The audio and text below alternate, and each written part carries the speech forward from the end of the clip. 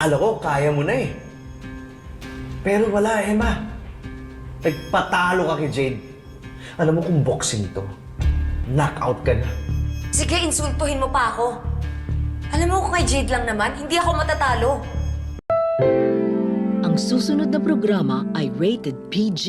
Ito ay nangangailangan ng patnubay at gabay ng magulang para sa mga batang manonood.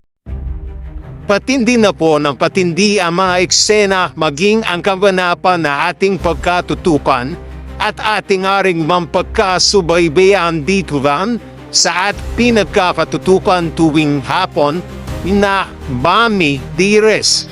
Simula pala na din naman kasi ito na ito nga rin naman kasing si Astrid ay mandududa na rin naman kasi sa mga ikinikikos maging sa mga galaw rin naman kasi nitong si Olive na magiging daan na rin naman para hindi lang tinitong si Astrid ang manduda.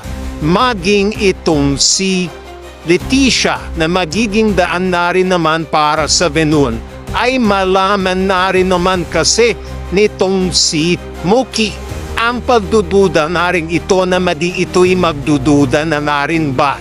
Ano kaya ang gagawin nitong si Muki dahil tila ito na rin ang magiging daan para tuluyan na nga rin naman kasing maisip nitong si Muki na dapat ba talaga niyang alamin kung may tinatabo ba talagang sekreto itong si Tita Jade niya sa kanila ng Tatay Danilo niya.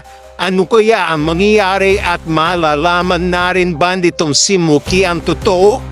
Yan na rin ay ating pagkatutupan at ating na rin yung pagkasubaybayan.